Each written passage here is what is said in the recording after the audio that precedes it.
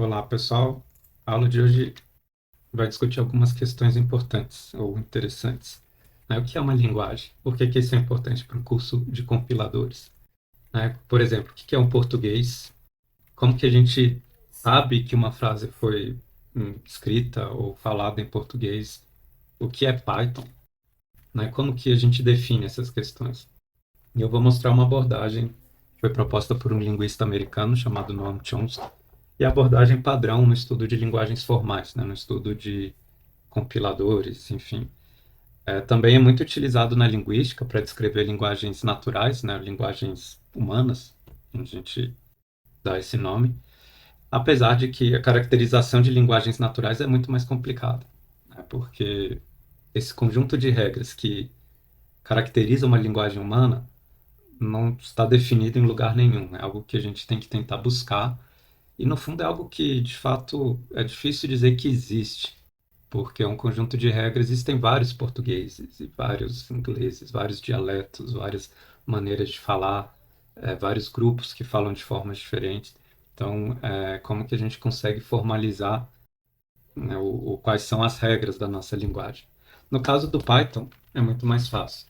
No caso do Python, eu tenho um programa, um interpretador de Python, que fala para a gente explicitamente se uma string consiste em código Python válido ou não, Se ele conseguir ser compreendido e interpretado pelo interpretador, é um código válido, Existem vários níveis de validade, ele pode ser válido no sentido de que o interpretador entende o código, seria o primeiro nível, ele é sintaticamente válido.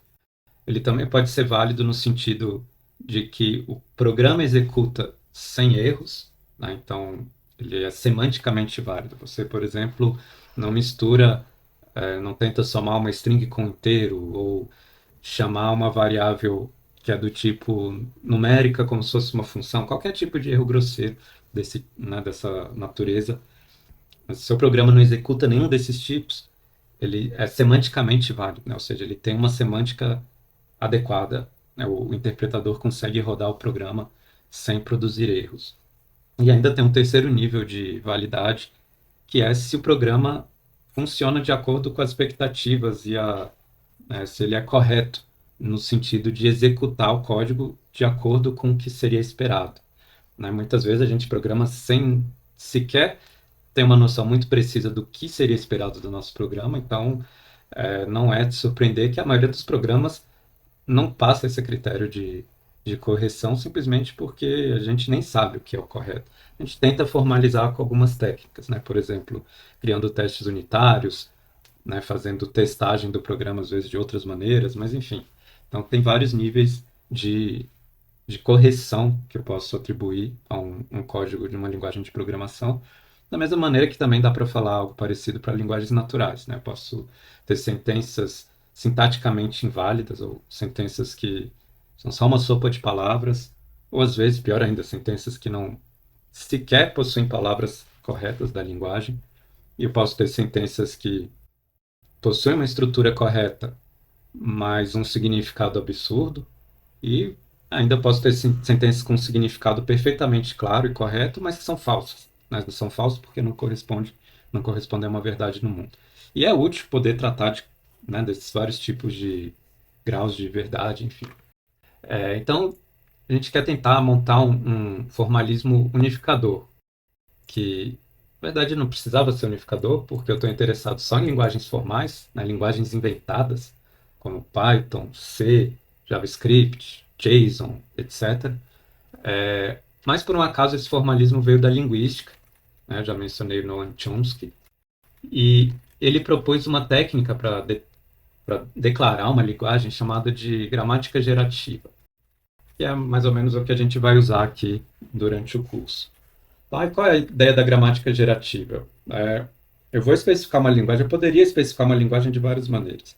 Uma maneira, talvez um pouco inocente, de, de resolver esse problema seria falar português, ou Python, ou enfim, qualquer que seja a linguagem, é o conjunto de todas as sentenças consideradas válidas naquela linguagem. Por exemplo, todas as sentenças em uso comum no português, ou todos os programas Python que já rodaram com algum sucesso. Enfim, essa abordagem seria uma abordagem puramente teórica, né? Um exercício teórico, porque na prática ninguém tem acesso a essa lista completa. Mas, enfim, mesmo que tivesse, a maior parte das linguagens, tanto naturais quanto formais, são abertas a novas criações. Eu posso criar um programa Python que ninguém nunca criou antes. Por exemplo, esse programa aqui, Name igual a Noam Chomsky, não sei se alguém já criou. Provavelmente sim, porque é um nome de variável relativamente comum, uma pessoa muito importante, mas talvez esse aqui seja novo. Nunca tinha, alguém tinha criado antes. Agora eu criei, ele executa. Se eu quiser rodar, posso inclusive fazer o print com o meu C cedilha no Chomsky e funciona. É um programa Python válido. Tá? Então, fazer essa lista de todas as frases válidas que já foram ditas é um exercício um pouco inútil, porque eu sempre posso falar novas frases e essa lista é muito difícil de acessar. No caso de uma linguagem formal como Python, eu sempre posso tentar partir para uma abordagem prática, uma definição prática do tipo programa é um programa Python se rodar no interpretador Python. Então, por exemplo, se eu escrever qualquer coisa assim, cedilha no Chomsky, ele recusa, e eu sei, com um erro de sintaxe, tá? Então eu sei que ele recusou antes mesmo de tentar rodar o programa, durante a fase de análise desse programa. Então eu sei que esse aqui não é um programa válido porque o Python invalidou, né? O interpretador do Python invalidou esse programa. Mas essa é uma definição um pouco circular, porque como que o interpretador de Python invalidou esse programa? Ou melhor, se eu quisesse implementar um interpretador de Python, como eu saberia que isso é um programa válido, mas isso aqui não é um programa válido? Como que eu defino isso? E, e a ideia da gramática gerativa é o seguinte: a gente monta a lista infinita, não é bem uma lista, na verdade, as regras para formar programas válidos ou sentenças válidas de uma linguagem de uma maneira declarativa, a partir criando, né, eu declaro todas as regras de produção e todas as possibilidades que podem ser formadas a partir dessas regras. E a partir daí, em tese, alguém poderia gerar essa lista infinita de maneira sistemática, percorrendo todas as possibilidades. Vou dar um exemplo aqui de como que a gente poderia declarar, né, programas válidos em Python. E talvez não vai funcionar para C cedilha, porque, enfim, eu teria que aceitar. Eu vou fazer funcionar para C cedilha, deixa para lá. Então, o que eu vou fazer aqui é o seguinte: eu vou importar o Lark e a gente vai usar a sintaxe do Lark para discutir essas questões. Tem várias maneiras de representar essas regras. A maneira que o Lark propõe é bastante tradicional e eu vou usar ela, né, ipsis literis, para que a gente não se confunda, para não mostrar uma notação teórica ligeiramente parecida com Lark e depois a gente precisar fazer alguns pequenos ajustes para traduzir isso para código. Então, from Lark, import Lark, e eu vou criar uma gramática em mini Python. Então, eu tenho que falar onde começa a tradução da minha linguagem. Né? O Lark usa essa convenção de chamar esse símbolo inicial de start. E aqui a gente vai formalizar as coisas com um pouquinho mais de cuidado. Então, esse símbolo start é o que a gente chama uma regra de produção. Uma regra de produção é basicamente uma regra de substituição. Estou falando aqui o seguinte: eu posso substituir um start, que é o ponto onde eu sempre vou começar, por alguma coisa aqui do lado direito. Tá? Essa coisa do lado direito pode ser qualquer sequência de símbolos terminais e não terminais. E vamos distinguir essas duas coisas. O que é um símbolo terminal? Símbolo terminal é algo que pode ser escrito diretamente como uma string no texto.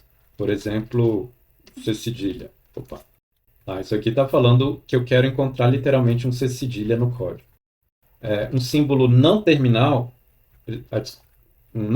seria algo do tipo assign. É uma regra que eu preciso definir aqui embaixo, certo?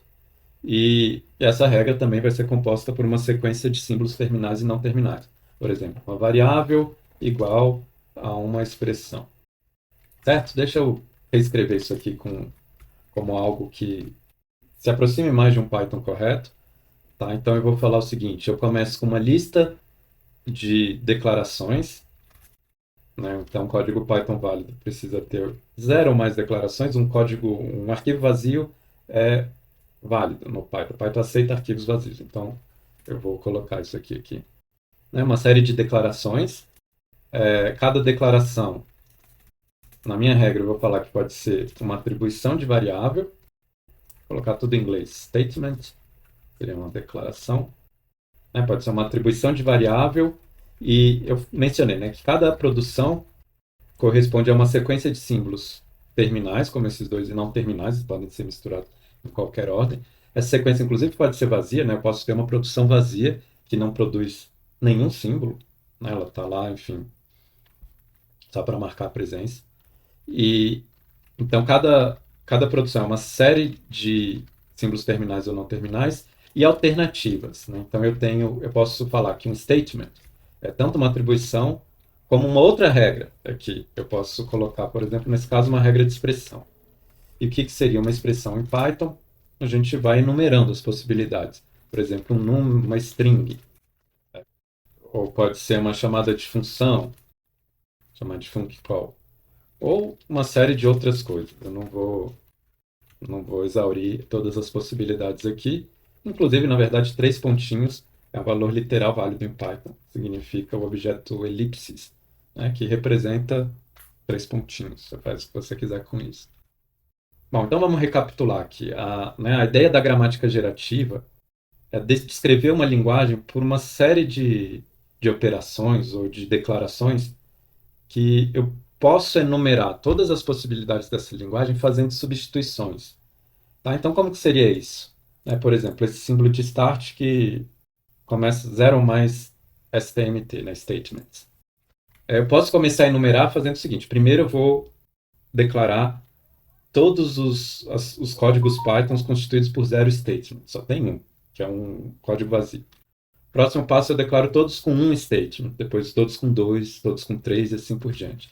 Na verdade, essa regra aqui está incorreta, porque eu preciso colocar, vou colocar assim, eu preciso colocar uma quebra de linha entre as declarações. Mas, enfim, vamos colocar aqui. Tá? Lembrando que isso aqui deixa tudo opcional. Tem uma versão com uma declaração, e aqui, desculpa, asterisco, e qualquer número de declarações. Tá? Então, eu posso tentar enumerar todos os códigos válidos com essa estratégia. Primeiro eu testo todos com zero statements, depois todos com um, todos com dois, todos com três. Aí vamos ver, todos com um. Eu posso navegar pelas regras para tentar enumerar todas as possibilidades. Todos com um, eu primeiro testo todas as atribuições, todos os códigos onde o statement é uma atribuição, depois testo todos onde o statement é uma expressão. Para verificar cada atribuição, eu primeiro enumero todas as variáveis, depois todas as expressões. Dá para ver que essa lista, se eu quisesse realmente enumerar todos os códigos possíveis, ela cresceria muito rapidamente, porque ela é uma composição de vários conjuntos infinitos, né? Eu tenho cada possível statement, é um conjunto infinito de possibilidades, porque, na verdade, cada atribuição já gera um conjunto infinito de possibilidades, porque eu tenho um conjunto infinito de variáveis. Cada expressão, eu tenho também um conjunto infinito de expressões, porque eu já tenho um conjunto infinito de strings, junto com mais um conjunto infinito de chamadas de funções. Esse aqui só tem um elemento, enfim. Mas a cada substituição, a gente pode esperar que isso aqui tende a explodir muito, muito rapidamente. Certo? Então, a ideia não é pensar isso como uma maneira prática de declarar a linguagem, né? Como se eu tivesse realmente me preocupando em listar todas as possibilidades, mas mais pensar o contrário. Se eu tiver um código escrito em Python, né, ou pelo menos se eu quiser comparar um código com uma determinada gramática, um código para ser verdadeiro ele tem que corresponder a um caminho de substituições possíveis dentro dessa gramática. Tá? Então vamos fingir que string e var estão definidos e que eu vou comparar aqui o meu código do Noam Chomsky. Tá? Primeiro, deixa eu declarar o funcall também. E o funcall é uma expressão, abre parênteses, com argumentos, onde esses argumentos podem ser qualquer coisa do tipo uma expressão, vírgula, mais expressões, repetidas de maneira infinita, sendo que os argumentos são opcionais. Certo? Eu posso colocar esse opcional aqui também. Tá, então aqui eu tenho a lista de argumentos, a lista de né, uma declaração das chamadas de funções, e eu vou tentar interpretar um código Python qualquer, segundo essa regra, aquele código que eu mostrei para ele. Era um código até então original. Agora já está batido. Mas enfim, eu acredito que ninguém tivesse escrito isso antes. Vamos interpretar isso aqui de acordo com essa gramática. Eu tenho que tentar reduzir esse código ao símbolo start. Uma pequena interrupção. Voltando aqui, eu tenho esse código, eu quero analisar segundo a gramática. Para provar que esse código satisfaz essa gramática, eu tenho que fazer o quê? Eu tenho que tentar reduzir todo o código a um símbolo start. Como que a gente faz isso? Tem vários jeitos de fazer. Eu vou proceder de uma maneira um pouco informal, né? Nas próximas aulas, a gente vai formalizar as coisas um pouquinho melhor, certo? Então vamos começar aqui tentando encontrar regras, né, de acordo com essa gramática. E aqui eu vou misturar um pouco as coisas porque a gente tem, né, um texto descrevendo o código, texto descrevendo as regras da gramática. Eu vou fazer com pouco cuidado, né? Mais para frente a gente vai precisar ser um pouquinho mais rigoroso. Então vamos começar tentando reduzir esses elementos a as expressões que estão aqui. Tem duas estratégias básicas de proceder com essa análise. Né? Uma estratégia comum é tentar ir de cima para baixo, ou seja, tentar escrever como um start e aplicando as expansões até chegar aqui, ou ao contrário, de baixo para cima. Né? Seria tentar identificar as folhas da árvore sintática e ir subindo nessa árvore sintática. Vamos começar de baixo para cima. Então eu tenho aqui esse Noam Chomsky, posso identificar como uma string. Opa, não quero apagar string, né? Mas eu vou substituindo, fazendo as substituições válidas aqui. O cedilha é um var, aqui também. O próprio print é outro var. Então a gente conseguiu transformar o nosso código para essa versão. Na verdade, eu quero manter as duas aqui. A gente vai mostrando aqui a série de transformações. Na segunda sequência de transformações, eu posso tentar analisar aqui o que está acontecendo em cada caso. Esse padrão var igual a string, eu posso trocar para var igual a expr, já que é uma string, é uma expressão, então eu aplico essa regra aqui para reduzir.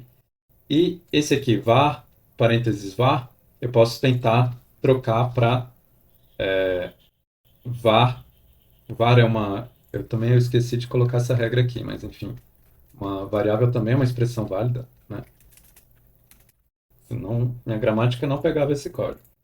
Então, eu posso trocar esse var por uma expressão e a gente continua a derivação aqui embaixo. Var igual a expr, var igual a expr é um comando de assign. Eu vou trocar isso tudo aqui por assign.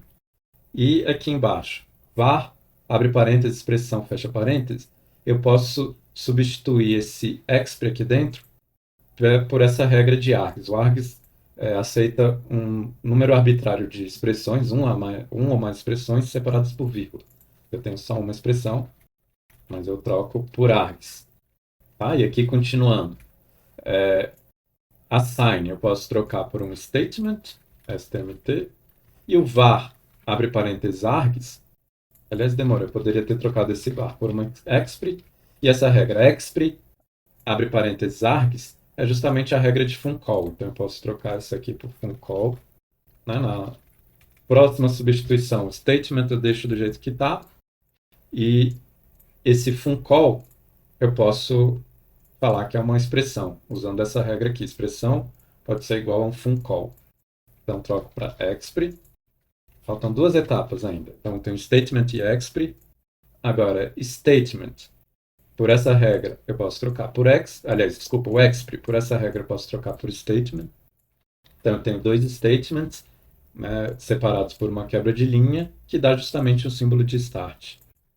Anotem, eu consegui achar um caminho que vai num código válido, aliás, de um código que eu não sabia que era válido, até chegar no símbolo de start. Significa que eu fiz uma derivação desse código, segundo aquela gramática, cheguei no símbolo start, ou isso diz para a gente que esse código satisfaz a gramática. Né? Eu consegui encontrar uma derivação segundo a gramática que sai do código bruto até o símbolo de start. Tá? Então, isso é o que... Esse tipo de análise que eu fiz de maneira bem formal aqui é o que a gente vai tentar formalizar nas próximas aulas. Né? Eu vou discutir, primeiro, como que a gente usa essa notação para expressar diferentes tipos de gramática. A gente vai passar um bom tempo do curso nisso, né, treinando essas coisas, sabe, né, aprendendo técnicas para lidar com alguns casos mais complicados, né, enfim, tentar expressar o maior número possível de gramáticas aqui, tentar entender quais são os limites dessa representação, né, desse mecanismo de geração de gramáticas. Depois a gente vai passar por expressões regulares que podem ser expressas mais ou menos dessa maneira, com algumas limitações importantes. Lá para o finalzinho do curso, a gente vai discutir alguns algoritmos para tentar traduzir, né, esse conjunto de regras num programa que de fato consiga fazer essa derivação, mais ou menos como eu fiz aqui. Tem várias estratégias para fazer a derivação. Essa é uma das estratégias, tentar ir de baixo para cima. Mesmo essa eu fiz de uma maneira bastante informal, a gente poderia ter feito com um pouco mais de rigor. E para converter essas regras da gramática no algoritmo, eu vou precisar desse rigor mais para frente. Por enquanto, não. Tá? Então, o que eu vou testar agora? Vamos ver se isso realmente acontece. Para que eu possa, de fato, testar essa string de código e verificar se ela obedece essa gramática, eu preciso declarar var string. Var são dois símbolos terminais, por isso eu coloquei em letra maiúscula. Então, o Lark vai sempre tentar entender esses símbolos como uma string, sempre vai reduzir esses símbolos a uma espécie de string. Não é exatamente uma string, né, o Lark gera objetos da classe token, que é uma subclasse de string, que além né, de armazenar o conteúdo da string, armazena algumas outras informações adicionais, como a posição no código, né, qual é o tipo de string, se ele encontrou o token do tipo string, ou do tipo var, ou do tipo sinal de igual, qualquer coisa desse gênero. Tá, vamos montar as regras de variáveis. Então, os variáveis podem ser qualquer coisa, de A a Z, ou C cedilha, porque eu coloquei um símbolo com C cedilha, e eu vou repetir isso várias vezes, uma ou mais vezes. Tá, por enquanto, essa vai ser a minha regra para variável. Python é muito mais flexível que isso, ele permite um conjunto muito maior de variáveis, mas isso vai ser o suficiente para analisar esse código. Já string vai ser, abre aspas, fecha aspas, e aqui no meio eu vou colocar algo parecido com isso, mas a string pode ser vazia, então zero ou mais repetições. Eu preciso colocar as maiúsculas, preciso colocar espaços, e na verdade eu deveria colocar muitas outras possibilidades de caracteres aqui no meio, mas eu não quero complicar muito a nossa gramática, eu quero só o mínimo suficiente para ler esse código. Né? Depois a gente vai aprender técnicas para declarar esses padrões de maneira mais eficiente. Isso é o conteúdo de expressões regulares do curso. Por enquanto, eu vou me limitar a esses padrões, a pegar padrões muito simples para que eu consiga, né, declará-los aqui no código. Então vamos lá. Quero executar, analisar esse código. Então eu preciso declarar esse código como uma string. Tá? E aqui a gente precisa tomar um pouco de cuidado, porque eu tenho vários espaços em branco e minha gramática não menciona espaços em branco. Na verdade, eu vou fazer um truque aqui. O Lark tem esse comando ignore, ele permite ignorar um padrão. Tá? No caso, esse padrão vão ser espaços em branco. Eu posso até colocar assim, sequências de um ou mais espaços em branco. Ele também começa com uma quebra de linha e termina com uma quebra de linha, então isso aqui não está inteiramente correto. Tá? Não tem nenhum problema se eu tiver mais de uma quebra de linha. Não tem nenhum problema se eu começar o código com várias quebras de linha. E nenhum problema se eu terminar o código com mais quebras de linha. Tá? Elas são opcionais aqui. Aqui também é opcional, desculpa. Eu não preciso ter uma ou mais quebra de linhas. Eu posso ter zero, mas eu também posso ter várias quebras de linhas no início do código. Tá? Como que a gente analisa isso? Grama.parse código, isso vai dar uma árvore sintática. E agora eu imprimo a árvore. Tá, então passou, porque ele imprimiu a árvore aqui, não deu nenhum erro, e falou que a estrutura do meu código é o seguinte: tem um símbolo de início, uma declaração, que é uma atribuição, de C cedilha, que é o var do lado esquerdo, com a expressão Noam Chomsky, que é uma string, e aqui embaixo, né, o segundo statement é uma expressão, que é uma chamada de função, onde na função é a expressão print os argumentos são dados por essa lista aqui, uma expressão C-cedilha. Tá? Eu vou só mudar algumas coisinhas, o LARC permite fazer isso.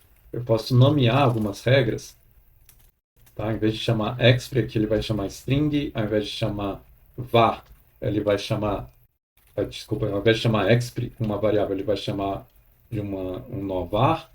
Se eu colocar uma interrogação aqui no meio, ele vai eliminar um filho desnecessário, então, por exemplo, esse funcall, ele não vai criar um expr dentro de um funcall, que nem estava aqui, ele vai criar diretamente um nó funcall.